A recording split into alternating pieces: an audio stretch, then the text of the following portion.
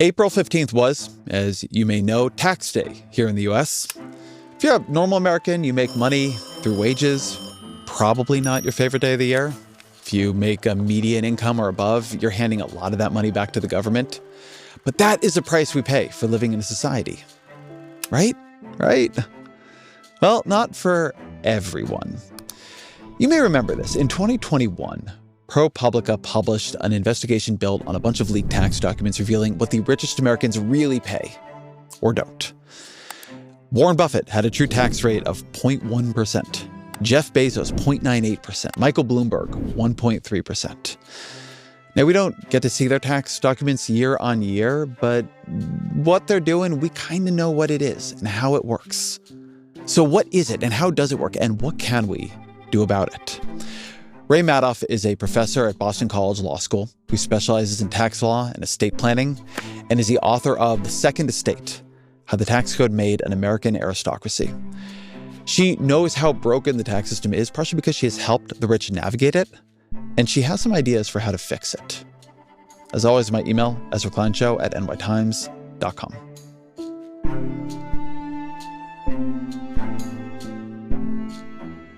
Ray Madoff, welcome to the show.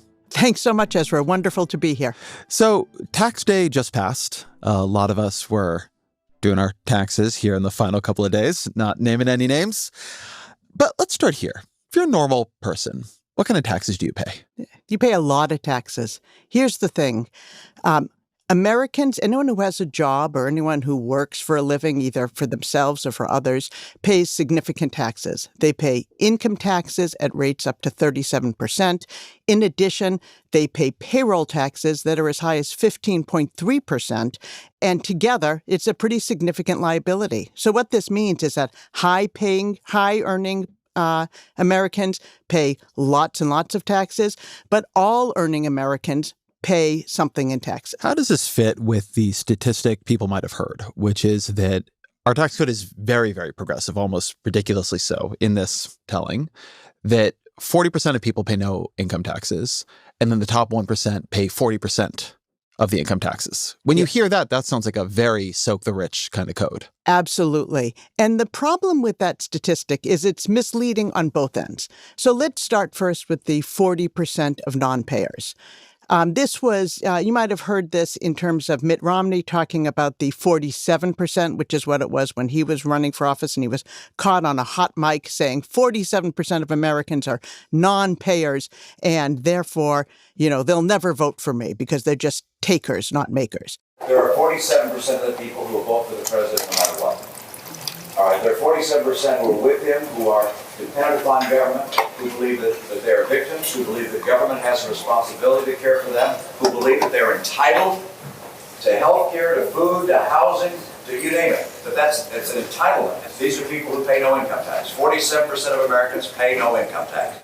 The thing that he didn't account for is the tremendous burden imposed by payroll taxes. And even though 40% of Americans don't pay any income taxes, they still pay significant payroll taxes. Indeed, today I just read a statistic that 80% of Americans pay more in payroll taxes than they pay in income taxes. And these can be quite burdensome because unlike income taxes, they start at $1. So it was wrong and misleading in terms of the non-payers. But where it's particularly misleading is when it comes to this top 1%.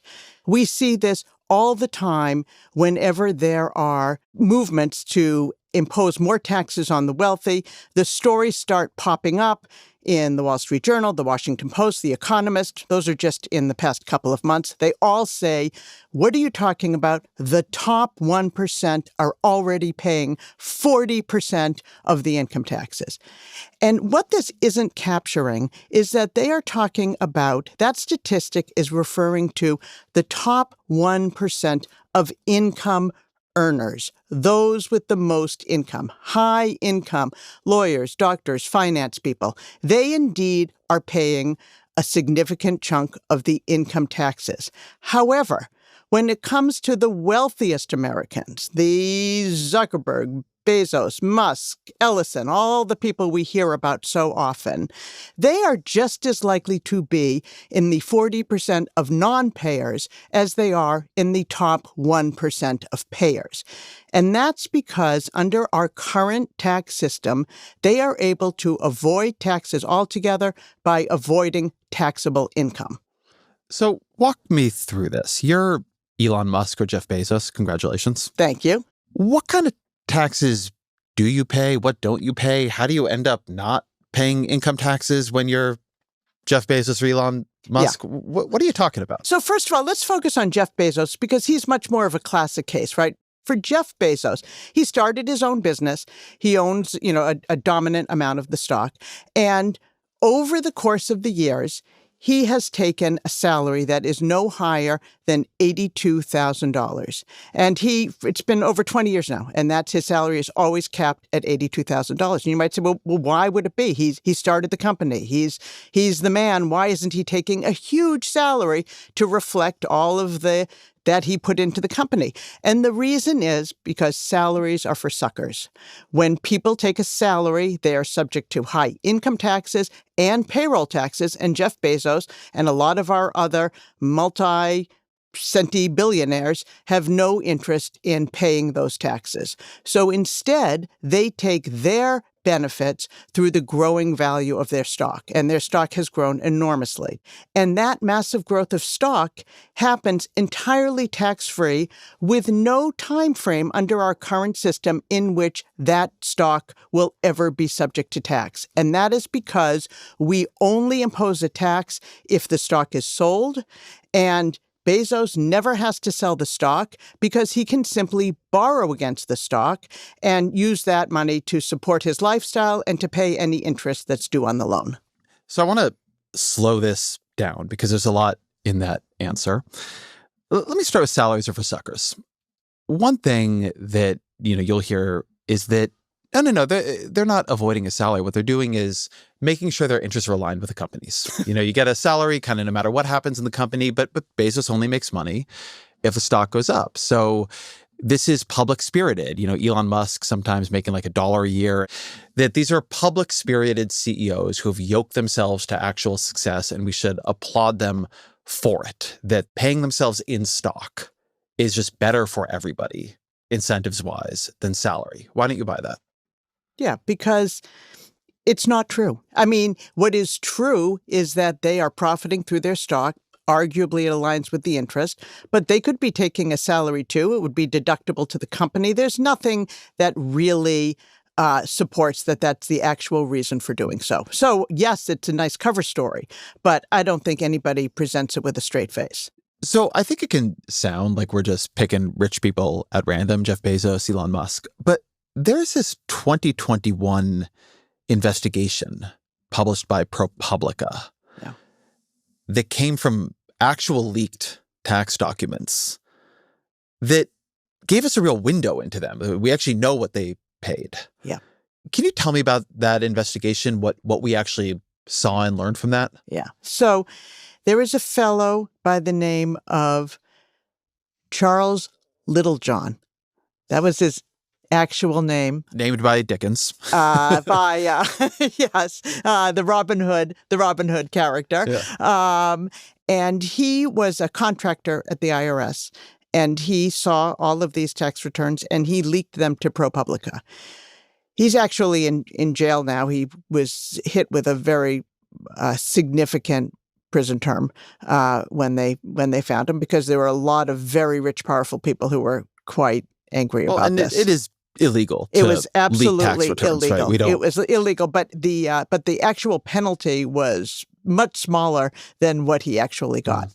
And the reason this information was so important is because while tax scholars long knew that there were ways for wealthy people to avoid taxes by avoiding taxable income, right? Taking low salaries and not selling their stock, it was always met with, well, yeah, but that's just theoretical. That's not real. But here, when these tax returns were leaked, it was no longer theoretical. It was tax returns of many of our richest Americans paying zero in taxes. And so now it's no longer possible for people to say it's just theoretical because we know that it's not. I mean, that investigation found that year that Warren Buffett had what they called the true tax rate of 0.1%, Jeff Bezos 0.98%, Michael Bloomberg 1.3%. I mean, I pay much higher taxes than that. Yeah. And so I think that, I mean, of course, what they're capturing there is their unrealized gains on their stock. Then the next part of the story you're telling, what is the difference between selling stock to fund your lifestyle? Jeff Bezos and Elon Musk, they presumably have private planes and multiple homes and fancy vacations. And what is the difference between funding that by selling stock and funding it by what you just described, which is borrowing against stock? If they were to sell the stock, then they would have to do two things. One is they would have to pay capital gains taxes, which would be, when you take into account all the taxes associated with it, over 23%. So it's still lower than on a high income. Absolutely. Selling the stock is definitely a better play than having to take a salary. So, because again, salaries are for suckers. Because salaries are for suckers. And it turns out selling stock is for suckers too, but just slightly less of a sucker. So you get to pay lower tax rates than you would on your, if you were to take a salary. Your payroll taxes are, you don't have payroll taxes, you just have this net investment tax, which is less, and you have a 20% capital gains rate. So that's better than salaries, but not as good as borrowing against the stock. So you go to a private lender, probably. You could go to a bank, and their biggest risk is that they're going to lend it to somebody who is going to default on the loan.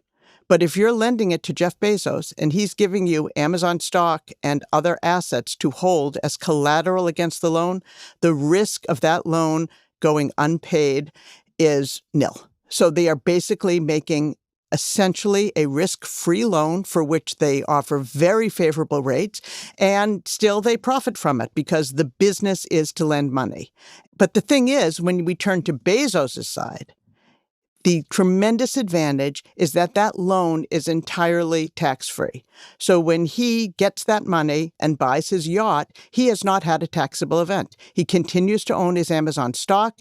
He continues to be able to live the lavish lifestyle. And all he has to do is, pay a little bit in interest every year. I want to stop you again on this. They don't need to pay back the loans, because this really doesn't feel intuitive. Yeah. Like, how is it possible to fund a lavish lifestyle on these loans and no one ever has to pay them back, right? At some point, in theory, the loan comes due. Well, no. You're assuming that Bezos lives in the world of Americans who have 20-year loans on their homes, and the bank is lending the money, counting on getting the money back. These are people lending money in the business of lending money, and they're happy to keep lending money, because if you're in the business of lending money and you get the money back, then you have to find somebody else to lend it to. So why not just keep lending it to Bezos? So you're just taking out, in this way of funding a lifestyle, one loan after another, sometimes paying one loan back with another. And you're just doing this again and again? So I think what's hard to internalize is how much wealth it really is when somebody has $100 billion, $200 billion, almost $800 billion.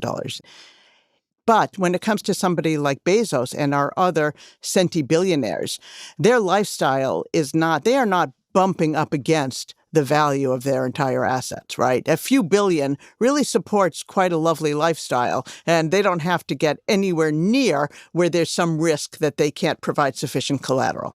It would be as if you, in order to support your lifestyle, needed to have $100 relative to the amount of wealth that you have. Do you think it would be hard for you to maintain a loan on that $100 based on the amount of assets that you have and borrow enough to pay the ongoing interest? So something I don't think it would be hard, but something I think you're getting at here is that consumption doesn't scale. So even when we're talking about how do Yes. they fund their lavish lifestyles, look, I don't know what Elon Musk's carrying cost is year on year. I don't know how many homes he's got or whatever. But say it's between $25 million and $100 million. Yeah. It's penny change. It's a fraction of the interest. Yes, that's exactly it. The other thing is that if they sell the stock, they run the risk of giving up control over their companies, and they also run the risk of not being able to enjoy the future growth of their stock. These are companies all heading into the stratosphere, and they don't want to give up any ownership. They want to keep going with this ride, and their stocks have proven to be a very good choice because the growth in value has far outpaced anything they have to pay in interest. So they get to retain control of their companies. They get to ride up the value of these tremendously profitable companies, and they get to do it all entirely tax-free while all the rest of us are left, holding the bag. All right. So the story you're telling here is a situation where if you have enough money and that money is not seen by the U.S. government as income, you can borrow against that wealth, and that creates a tax-free form of money that you can use, and you just keep rolling it over and rolling it over and rolling it over. I have a couple of questions about this, but before we get into those, I want to compare this maybe to somebody in the 99th percentile. Let's say you're a Beverly Hills surgeon making $2 million a year. Yeah. And then let's say you're a tech founder who has $180 million in company stock and only takes $1 a year in compensation. Yeah. Both of those people are rich. Yep. What is the difference in the way they are taxed? So the difference is that, and that's a perfect example, the Beverly Hills surgeon is going to pay a lot of taxes, probably in excess of 50% on all of their earnings. So when they have however much they've accumulated over their lives, they've already paid significant taxes on that acquisition of revenue. However, our tech person who has a mere $180 million, right? Not a billionaire, a piker, still has achieved this $180 million entirely tax-free. There is no tax unless he or she sells the stock. And because they don't have to sell the stock, because they don't want to sell the stock, they often don't sell the stock. And here in the United States, they never have to pay taxes on that gain. And so then what happens when they pass that stock down? None of us live forever, even though some of us are definitely trying, particularly at the levels of wealth we're talking about here. But assuming they don't figure that out, the wealthy pass away. When the very rich today pass away, and this stock or these other forms of assets we might be thinking about get passed down, what happens from the perspective of the tax system? Theoretically, what's supposed to happen is that the estate tax is supposed to kick in. And its purpose was to address these transfers by gift and at death by imposing a tax at a pretty significant rate in excess of an exemption amount. Today, that rate is 40% in excess of $15 million. So theoretically, both of our taxpayers are going to be subject to some pretty significant tax liability if they have to pay a 40% tax on the transfer of property that's over $15 million. That's how we imagine the system working. The problem is that the estate tax has become so riddled with loopholes that it is really more of a tax in name only than it is an actual burden. And I will give you what I think of as the ultimate evidence of this, which is that the killing the death tax was the number one issue for the Republicans. Which is what they call the estate tax. Getting rid of the estate tax or killing the death tax was a big issue for the Republicans for at least the past 30 years, right? However, in 2025, when they had the chance to do it, right? So we had President Trump. We had an entirely Republican tax bill, and he could include anything he wanted. All of a sudden, estate tax repeal wasn't there. And why is that? I think it's because the estate tax has become so riddled with loopholes that it serves the wealthy more to keep the estate tax on the books, giving the appearance that the wealthy are paying taxes, than to actually repeal the estate tax, and which would shine a light on all of the ways the income tax system benefits inherited wealth. Your specialty is estates. Yes. Tell me about some of the loopholes. If I came to you, and if I had chosen a more lucrative profession and done well in it, and I come and say, hey, I got $50 million.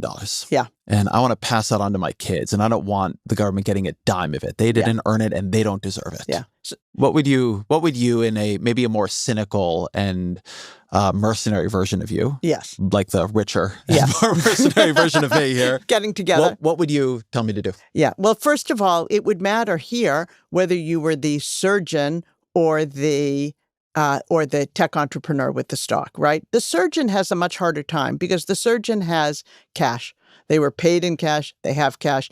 And it's a lot They bought stocks or holding index funds, whatever it might be. Yes, but most of their wealth was achieved in cash rather than in untaxed appreciation. And so here is where people who own stuff, typically stock, really are able to take advantage of the system in a way that others can't quite as well. If you have a business that's worth, let's say, $100 million, and you pass it at death at $100 million, it's valued at $100 million. However, if you cut it up into 3 minority pieces, 35%, 35%, and 30%, each of those pieces is entitled to a discount of up to like 30, 40%.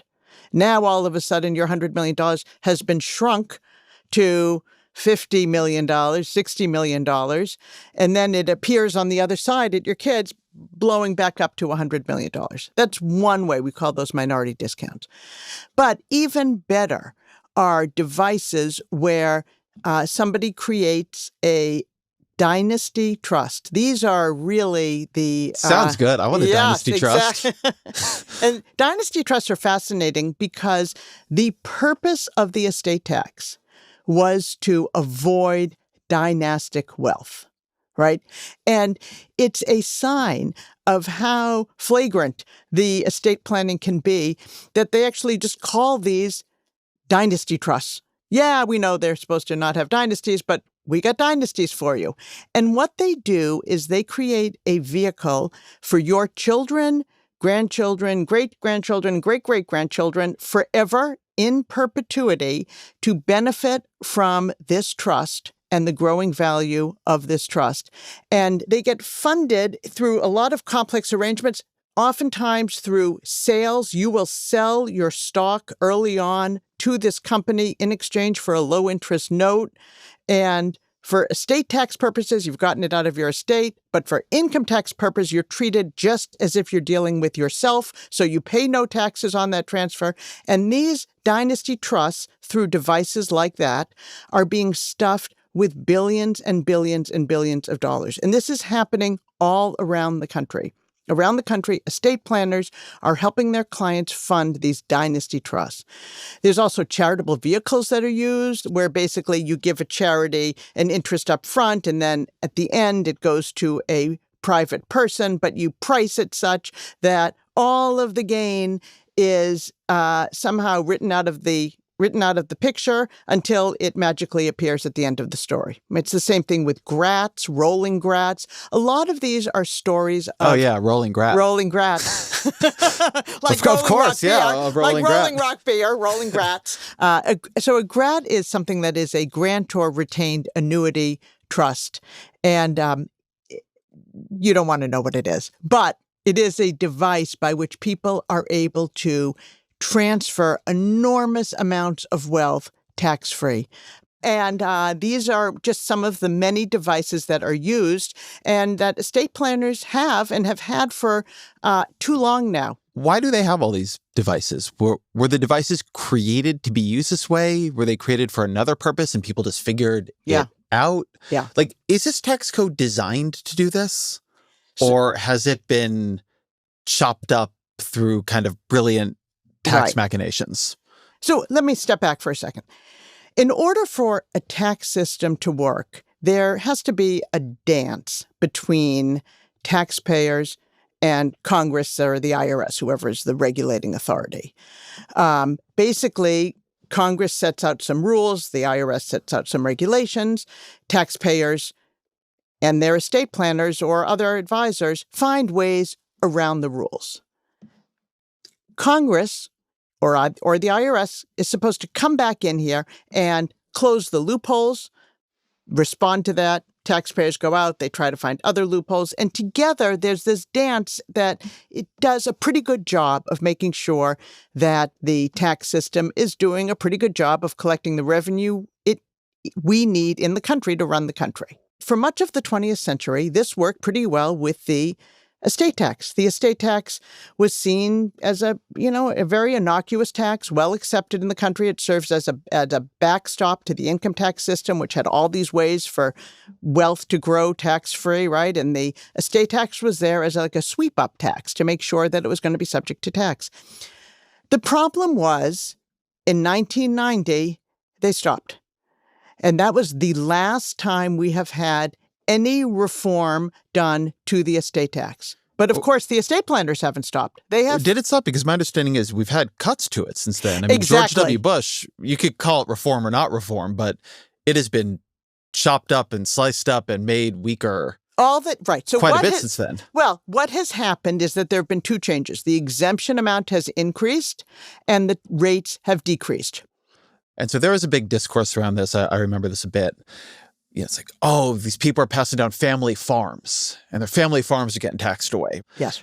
And so they cut it up then. So how does it change? Right. So that double tax that hurts family farms and businesses, the death tax, that campaign was funded by 18 of the country's wealthiest families in the early 1990s. So the Mars, the Kochs, the Waltons, they all got together and they were like, okay, we got the income tax handled, right? We can borrow, we can avoid salaries, but this estate tax, Congress keeps fixing it. They keep doing the generation skipping transfer tax. They do the special valuation rules.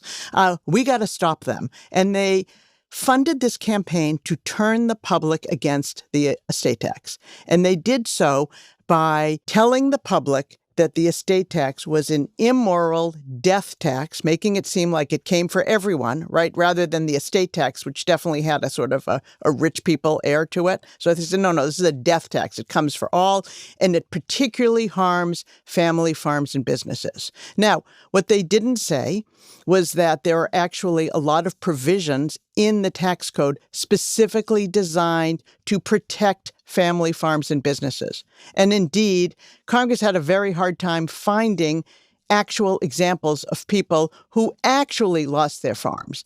Their favorite person who they used was this fellow by the name of Chester Thigpen, who had a farm. What a name. Yes, and he was the grandchild of slaves, and he testified in Congress that he was afraid he was going to lose his farm due to the death taxes that were going to be imposed when he died. And he was so effective that Republicans wanted to call it the Chester Thigpen Estate Tax Repeal Act because he was such a compelling figure. Well, a few years later, Chester Thigpen dies, and turns out he wasn't subject to the estate tax at all, because, in fact, his farm fell well within the exemption and there were other areas to protect it. So Congress could have easily addressed the family farms and business a problem, if one sees that as a problem, by basically expanding the protections that were already there. But instead, they were using it as a cover for all of the people, the Mars, the Waltons, all of those people that had massive amounts of inherited wealth, and they wanted to be able to pass it tax-free. Okay, so I found these numbers in your book kind of shocking. In 2000, before the Bush tax cuts, Americans filed 122,000 estate tax returns. In 2010, it was 47,000. In 2013, after Obama's tax plan went into effect, it was 32,300.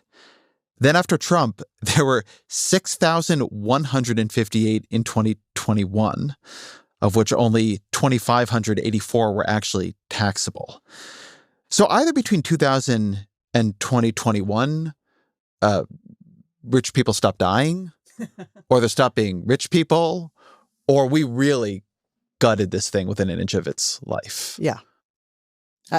I'm going with number 3. So in 2024, the richest 1% of Americans controlled massive amounts of the country's wealth, $50 trillion. And yet the estate tax that was designed to apply to all transfers at death and by gift, and there's a lot of gifting that goes on because, as I mentioned, those techniques all involve gifting. So lots and lots of gifting is going on by these people.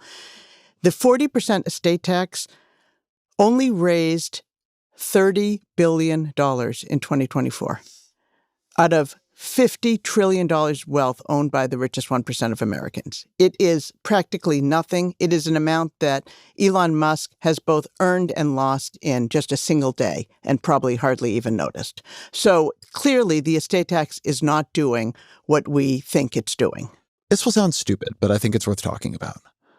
Why are there different rates for different kinds of income?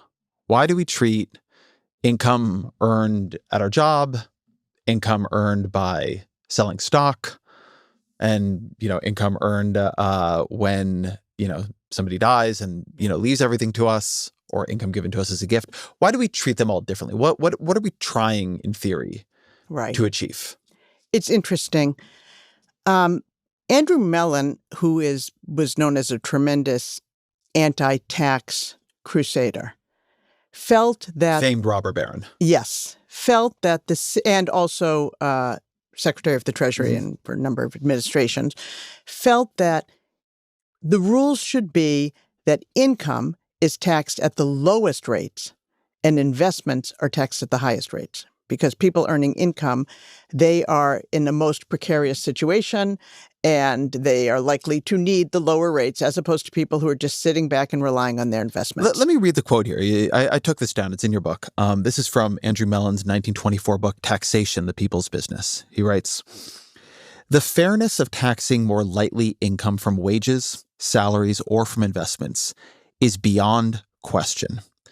In the first case, the income is uncertain and limited in duration.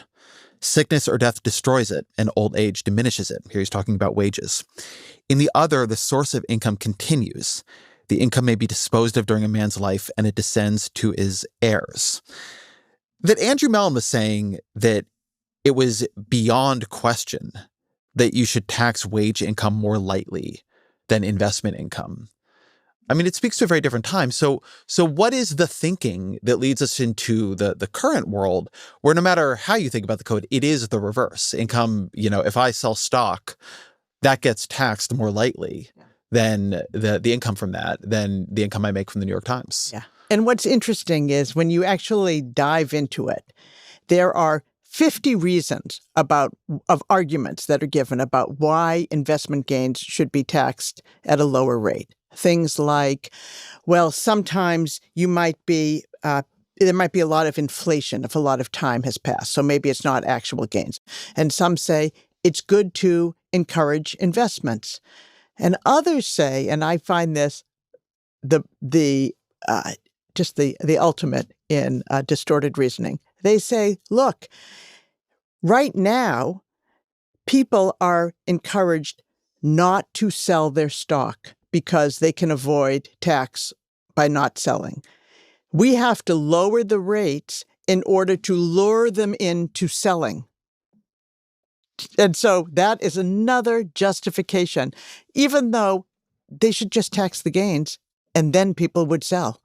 It's also the word he uses here I think is interesting, fairness. Yeah. I've been around this debate a long time. I've covered a lot of tax debates. I've covered debates on the capital gains tax rate. Get into a lot of arguments about efficiency and, the exactly right macroeconomic level to turn the dial to. And yet, as a human being, right, just experiencing the way income works, I work so hard for the income I make from my work. I mean, you're a delivery driver, you're, a doctor doing primary care work or a pediatrician. You're working so hard. And the idea that that is taxed so much more higher than somebody making money by just letting money sit in an index fund. Right. Or just occasionally clicking a button to move it between, different investments. There is a fairness question here. like it actually, it's cruel. I always think it's like actually quite cruel. It is so easy to let your money make money for you. The fact that we reward it over work is crazy to me. I totally agree. And you know who else agreed?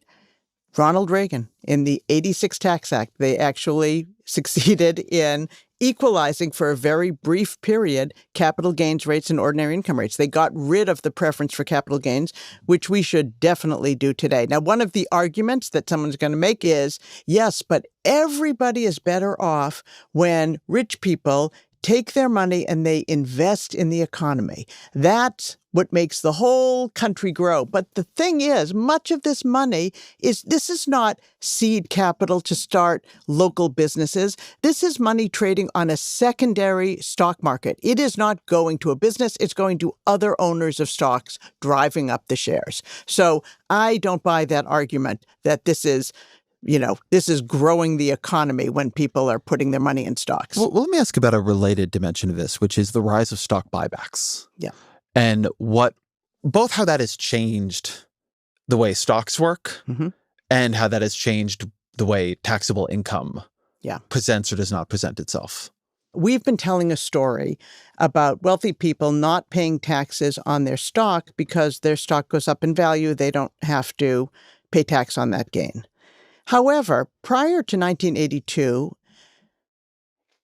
because companies could only share their profits through dividends, what it meant to own a lot of stock was to get a lot of dividends.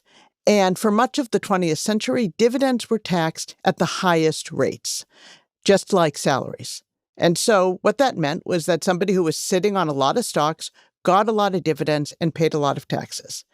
However, in 1982, after this rule change, companies switched from issuing dividends. There used to be more than 70% of profits were distributed through dividends.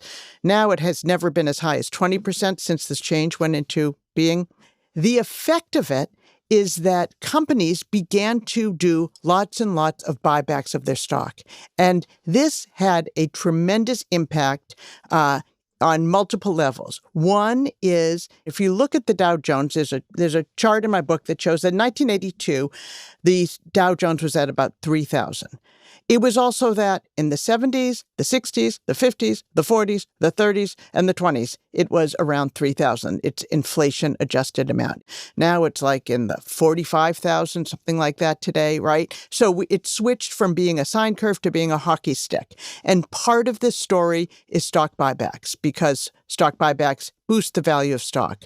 But another important part of the story is that it meant that for somebody who owned stock, they no longer had to get taxable income because they could enjoy their profits through the increased value of the stock. Some shareholders would sell their stock because that's the nature of the stock buyback. However, a lot of these shareholders are tax-exempt organizations, so they're not worrying about paying taxes on their proceeds. So in terms of revenue to the federal government, owning stock, profitable companies used to provide a lot of revenue to the federal government in the form of taxation of dividends. And now with the rise of stock buybacks, that is much less likely to be the case. So then I want to go back to the question of what happens to these great fortunes when they get passed down. How is that treated for you from a taxation perspective? Like when does that get taxed? Okay. So if you receive it at death, then there is an extra benefit for people who receive appreciated property at death. And that is that not only are those gains not taxed to the person who held the stock, but when somebody receives the stock from inheritance, all the gains are wiped away. We call this step up in basis, or a nice inscrutable name. Yes, or the angel of death loophole. That's better. Yes, and the angel of death loophole says that we're going to wash away the gains, and the recipient is going to be treated as if they had purchased the property. Okay, I want to slow this down for a minute because I think step up basis here is really, really quite important. Let's say somebody made just a great investment. They bought NVIDIA when it was cheap, and now some years later they have $30 million worth of it. In one world, they sell that stock because, they want to buy a mansion or whatever it might be. In another world, they never sell the stock. They pass away and give it all to their kids. Yeah. What is the difference in tax treatment for that stock? It is the same tranche of stock. Yes. What happens in the two scenarios? So in the first scenario, they would pay income taxes on this, on the capital gains. The capital gains is imposed at a 20% rate plus an additional 3.5% extra tax on it. So almost a quarter of it, of those gains, and it's almost all gains, would be subject to income tax. And so the gains are the difference between what you bought it at and what you sold it at. Absolutely. However, if instead you hold on to that stock and you don't sell it and you pass it on at death to your kids, there is an extra bonus. And that is that not only did you not pay taxes on that gain, but when they get the property, they are treated as if they had purchased it for its fair market value. And so now they're treated as if they had bought it for $30 million. And so they can turn around and sell it for $30 million and pay no gains at all. And that is this thing that we call step up in basis, or the angel of death loophole. So the gains are just wiped away. Wiped away. Not for you to worry about. That's pretty sweet. Yes, it's a very nice deal. So what do you expect will happen with a Jeff Bezos then? Can he pass down $150 billion or whatever it is without too much tax implication, or well, does it's going to matter about 150. It seems like a lot of money. Chances are what these people are going to use are charitable vehicles as an important part of their tax-free transfers. And the problem is that these charitable vehicles afford these donors and their families enormous tax benefits while continuing to give them enormous power in the world. And some of these vehicles, some of these tax avoidance vehicles, if they set them up during life, are not just for charity, but are to influence politics. And that's because you can put money into a 501c4. That's a particular type of organization that is allowed to engage in political activity. And under our current rules, when you give your appreciated stock, let's say somebody decides to give $50 billion to their C4, they get to have continued control over the assets and a tax-free path to avoid both gift taxes and capital gains taxes. So let's talk about what you might do about some of this. I think something people are hearing a lot about right now is a wealth tax. Mm-hmm. One reason they're hearing about it is that there is a wealth tax on the ballot in California this year, a one-time 5% wealth tax. These operate a little bit differently for states and for the federal government. So let's begin with the one in the news, which is the California one. How would it work? What do you think of it? What are the considerations for a state thinking about doing this? The wealth tax is an obvious answer to this problem. It says, all right, we have a lot of ways that people are avoiding taxable income and they have massive amounts of wealth. Let's tax their wealth. And we'll impose a flat tax, 5%. The problem for states is sort of a few problems, but one of them is that people can easily leave states. Now, California is trying to get around this problem of people leaving the state by making it this sort of retroactive one-time tax. It already applies retroactively to people who previously were living in the state, I think, as of January 1st. A retroactive one-time tax, I think, is it's not going to be a permanent solution to the problem, obviously. And nor do I think it's going to prevent people from leaving the state, because once there's done once, there's every reason to expect it will be done again. So I do think there is a problem for states in their ability to raise revenue because other states are trying to compete on these low taxes. So you have in that case is something like Ron DeSantis in Florida. Absolutely. Trying to attract. I met a rich person not long ago who showed me an app they have that counts the number of days they spend in Florida, because they really want to live in New York. Yeah. Yeah. But they live in Florida. I mean, they actually do live in Florida. Right. They have just to put in enough their time. days a year to not pay New York taxes. Which I found crazy because I figured the whole point of being rich was to not have to worry about things like this. I think this is But why people really do it, I guess. Yes, I find it insane to be rich and to have to live somewhere that you don't want to live. But of course, this is why you're a podcaster and I'm a law professor, right? If we really cared about money, maybe we'd really care about taxes. And because to me, it seems insane. But people do that all the time. So do you think the wealth tax proposal would be good for California, or is it something that, would just create a benefit for Texas because it'll pull in these rich people? Well, it's hard to say that it's going to make a huge difference when it's just a one-time tax. So it would have to actually be a more permanent tax. And I think it has a number of problems. One of them is the problem of people leaving. But I think another really significant problem is how you're going to gather the information of how much wealth the person has. It's very easy to think about somebody who owns publicly traded stock, and we know how much stock they own and we know how much they have. But there are lots and lots of wealthy people that own their wealth in other forms that are very difficult to value. And now you're talking about a state Department of Revenue having to build up the resources to have everybody tell them everything they own and keep up with valuation of it. It's going to be quite How much task. is your art collection worth? Exactly. How much are your crypto NFTs worth? Absolutely. And if also, when you start to look at things like partnership interests, these are highly complex structures, and it's impossible for somebody to be able to monitor that for all of the different taxpayers. So it's a very, very difficult, practical tasks to get around. Now, again, California has some solution where you can defer paying taxes and all of these things, but it's just very difficult to do. It's not as easy as it sounds. And I think that it's also a problem in terms of winning the support of the American public, because we pay taxes on the value of our homes, but generally when we think of the value of all of our assets, we know that there's an estate tax at death, but that's very different than requiring people to disclose every single thing they own during their lives every year.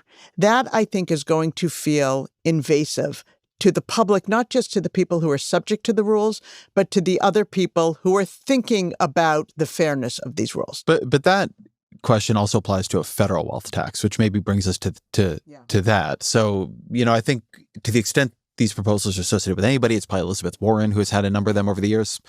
But there are proposals for different forms of national wealth tax. Something like it would be 2 percentage points of your wealth every year, year on year. And how do you think about this? Yeah. So in the federal level, you get to avoid the problem, I think, of people moving. Sometimes people say, oh, no, people are going to leave the United States. It's very hard to leave the tax clutches of the United States. And also, this is not an age in which a lot of people want to regularly give up their U.S. citizenship, right? And become a citizen in some other country. Dubai or whatever. Exactly. So I don't think people claim that's the case. I think looks bad at the moment. Yes, exactly. The Dubai move, which people in the UK, the rich in the UK sometimes do, and I think has been called into question by the recent war. Yes, exactly. And so I think that's something that people threaten will happen. I don't think that would happen here. But the bigger problem here is the constitutional issue. So our federal constitution basically has these special rules about direct taxes and indirect taxes, and wealth taxes raise constitutional issues. It's hard because we have a limitation in our Constitution on direct taxes. And the problem is that given our current Supreme Court, we have every reason to think that this Supreme Court might find a wealth tax unconstitutional, which it could very easily not survive. So all of that political effort will have been spent for nothing. And it just seems like not a smart way to go, particularly in today's world where the wealthy are able to avoid taxes so easily through the sort of highway of alternatives of tax avoidance because of our failure to tax their investment gains and their inheritances. So I think there's a lot more easier paths to follow. It's not going to be as immediately effective as a wealth tax, but it's more likely to be permanently effective. So then what would you do? Yeah. So what I think should happen is, first of all, we have to look at investment gains. And the problem with our investment gains is that they are never taxed to the person who owns it unless they sell the property. However, in Canada, they have a much broader rule. And that rule is that whenever the person transfers the property, not just by sale, but also by gift or at death, the gains at that time will be tallied and the person will have to pay tax on that gain. And that way, gains are taxed to the person who earned them, rather than kicking it down the road to some time in the future that may never come. I personally would, if I could write the rules, I would say that we should eliminate the distinction between capital gains and ordinary income and give them an inflation adjustment to reflect that inflation holding, and other than that, impose ordinary income rates on that gain. In addition, we need to address inheritances. So people are receiving massive amounts of wealth entirely tax-free. If you were to walk down the street and find $100, you would be expected to report that to the federal government. However, if someone were to give you $100 billion, you literally don't have to tell anyone. There's not even a line on your tax return to let anyone know, because that is seen as entirely your business. And we should not have that be the case. We should get rid of the estate tax, which isn't doing anything. That's really true. You could just hand somebody $100 billion and you don't have to report it to anybody? The person who hands it is supposed to report a gift tax return, right? But if it's been put into a trust, the trust has grown, it's distributed from the trust, the person receiving the property may have some flow-through gains through complicated tax rules, right? But the receipt of property by gift, inheritance, or life insurance, and by the way, life insurance is the favorite vehicle of the super wealthy to pass their wealth. When they convert it into a life insurance policy, it all of a sudden becomes non-taxable everywhere. That is received. Those are subject to exclusions, meaning you don't have to even report them. You know, one thing that the way you just described that, I think, makes clear is that there's the level of tax design.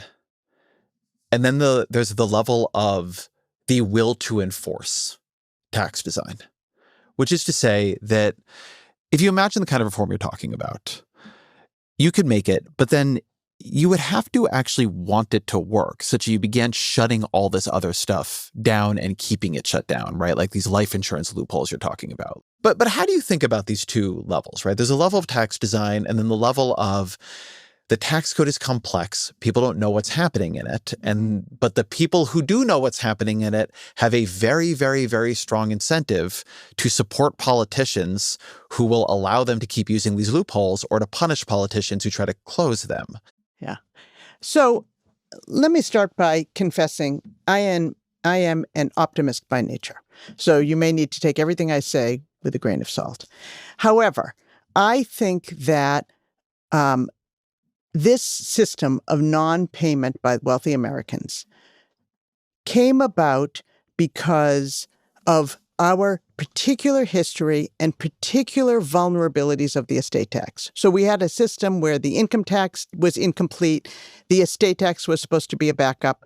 The assault on the estate tax in the early 1990s was so effective that even Democrats were afraid to do anything to close the loopholes because so many Americans saw it as an unfair double death tax. I think if we had a cleaner system that we could easily have, we get rid of the estate tax, we have an income tax system, it gets a lot harder to pull the wool over the eyes of the public. So I don't think it's the case that rich people can always control, always get what they want. I think that we are living in a moment now where there's more pressure than ever for this to happen. This California wealth tax, right, this is happening because the public has become broadly aware that we've got a lot of super rich people that control massive amounts of the country's wealth, more than they've held, I think, since the 1920s. Significant amounts. I think it's currently 31.7%, 32% of the country's wealth is held by the richest 1% of Americans. And at the same time, none of them seem to be wrapping themselves in glory these days, right? If we go back 20 years, we had all sorts of amazing things being done by our rich people. And there was a book that came out in the early 2000s that was called Philanthrocapitalism. And the subtitle was How the Rich Can Save the World, right? And this was not seen as insane. Can you imagine a book today, How the Rich Can Save the World? Ray, I'm in the professional opinion business. I can imagine anything. Yeah. But the idea that someone would think that this would land with the public, which it did in that era, right? The super rich, they can do so many things. We should hand over all of society's problems to them. I mean, I think a lot of people would find that laughable today. I think something that comment is getting at is sometimes people want to tax the rich because they want to punish them. They don't like the rich. They definitely don't like the rich right now, right? I'm very sympathetic to the argument you're making.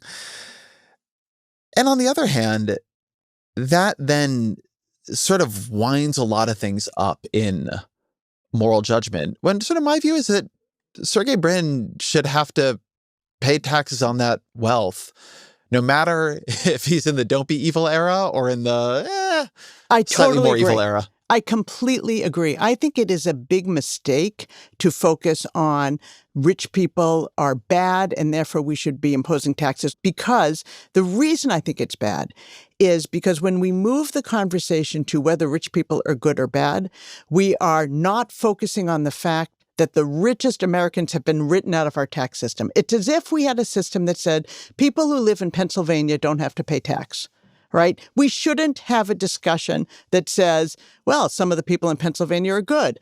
Maybe it's okay they don't pay tax, right? It's wrong as a matter of principle. It's wrong because we need their money. It's wrong as a matter of fairness. It is wrong for so many reasons. And I think the big problem goes back to your earlier question, which is that the public is misled into thinking the wealthy are paying more taxes than they are. And that is why, that with this 1% paying 40%, right? Most of the public doesn't know that the wealthiest Americans are able to avoid taxes by paying taxable income. And if they knew, they wouldn't want that system. I find what you're telling me here to both track what people I know who have worked on crafting wealth taxes tell me, but I find very frustrating, which is that it seems like it should be possible. Mm-hmm. And the more you get into it, the harder it becomes, both constitutionally, which is one dimension of it, but the valuing and the continuous valuing and the worrying about people moving things into harder to value assets becomes a problem. And I don't know, I've wanted there to be a wealth tax as long as I've been aware of taxation. And the thing that I feel we're losing if we can't do something like it, which I just think is worth naming, is that wealth creates power. It creates a tremendous amount of power. And we're operating in this era when it is not that the rich were necessarily, the super rich, so shy about using their wealth to wield power. I mean, you mentioned the anti-estate tax campaign that was heavily funded by 18 of the richest families. But the level of like direct engagement that you're seeing now from people like Elon Musk, like they are really making the long-running fear that if you have enormous wealth, concentrations of wealth, you will have like unmanageable concentrations of political power manifest. And you can design a tax code, that taxes this money eventually, but it doesn't solve the political power question in a way that I think a lot of people want to use a tax code to do so. And I'm curious how you think about that. Yeah, I think it's a real problem and it's a real concern. I mean, people controlling massive amounts of wealth have tremendous power in our society. And I understand that in some fantasy world, a powerful enough wealth tax will be enacted to make a sufficient enough dent in the wealth of the wealthiest people where it is brought down to a level where they no longer have this power. However, from where I sit, that just looks like a fantasy world. That's not going to happen. It's not going to be significant enough. The public isn't going to buy it generally. And I think one of the reasons the public isn't going to buy it generally is because of something we talked about earlier, which is that to the extent it is a special tax focused on the richest people, like we have to punish the richest people, I don't think everybody in the country agrees with that. A lot of people in the country think that people who have acquired their wealth have done so because they've done great things. They've started great companies, and sometimes they have. Sometimes they have done great things. And so it paints too broad a brush. The problem with it is that we have to live in the world that we actually live in. And in the world we actually live in, I don't see that as being a solution that's going to deliver that result. I think there's also another dimension to why you should want to make sure the richest people are paying taxes. And that is that people do what other people do. Yeah. I was thinking about this while reading your book and preparing for this. I pay taxes. I don't mind paying taxes. I think that is part of living in a society. Living in America has been good to me. It does piss me off that people above me are not paying taxes. Yeah. And when I hear sometimes I'm talking about their weird strategies, and I'm not talking about centibillionaires here, just people who spend more time on tax avoidance, you think, oh, am I being a sucker? Yeah. And the fact that at these very high levels, the very richest are making the rich people right underneath them feel like suckers. People don't want to be suckers. They don't want to feel that other people are getting a deal they're not getting. Yeah. Now, on one hand, you might think it would be good if this made more rich people, advocate for a better tax system, which it doesn't seem to have done to shut down the ability of people above them to do this. But I do think that it's very corrosive to social solidarity. I completely agree. To have this sense that there are people out there getting a way better deal than you are. I couldn't agree more. And that's why I think a lot of that has to do with the fact that people feel like this point that you made before. Well, the regular people are always going to lose out. The rich are always going to have their way. It's always going to be to their advantage. But that is not always the case. And that's why I think it's important to think back in history to different times. So one of the times I think is particularly interesting is the Tax Reform Act of 1986. That is the last time that we actually have had any really meaningful reform in the tax system. It was under President Reagan, which was kind of surprising, but it adopted principles of a lot of from that had been around under both parties. And what it did, when we talk about high-income earners and the inability of high-income earners to avoid taxes, that is because of changes that occurred in 1986. Prior to 1986, we had a flourishing tax shelter business. And your high-paid surgeon would have not paid taxes on their income because they would have been able to invest in tax shelters and offset all of their income. People always talk about the very high mid-century World War II, post-World War II income tax rates. But I think this is important because some of these were not actually as real by 1986 as they look on a chart. Exactly. So you had these high rates, but you had massive avoidance by high income earners.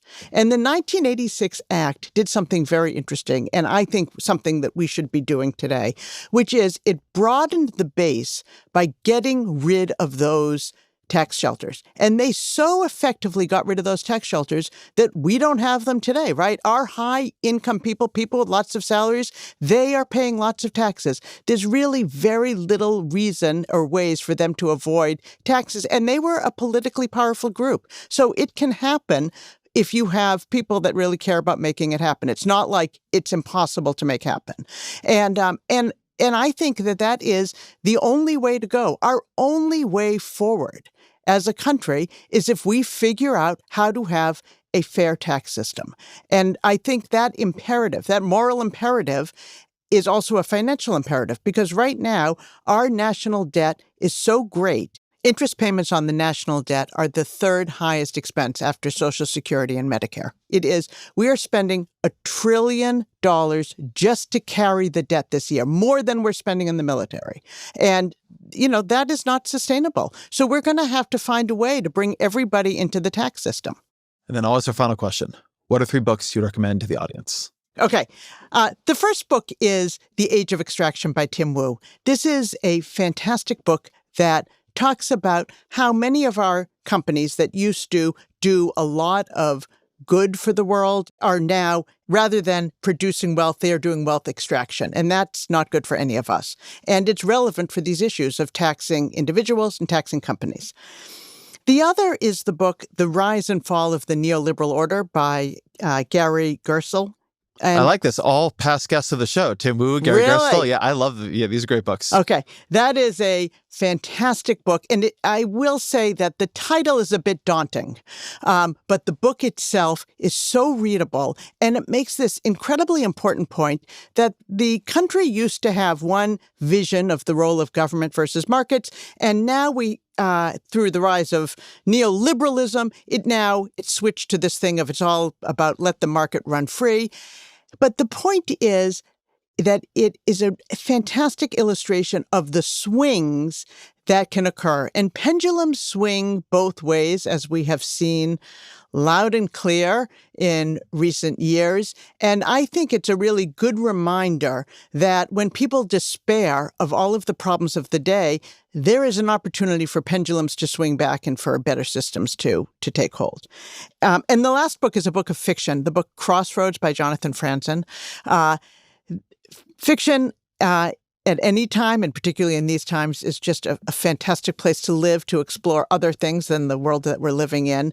And I'd say Jonathan Franzen, better than almost anyone I know, presents people's internal psychological dramas. You feel like you're watching a documentary. His writing is so real, and my only disappointment is that I am waiting desperately for his next book to come out.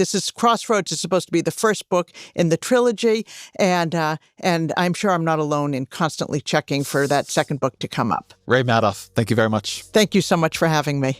We have fixed the tax code. We have fixed the tax code.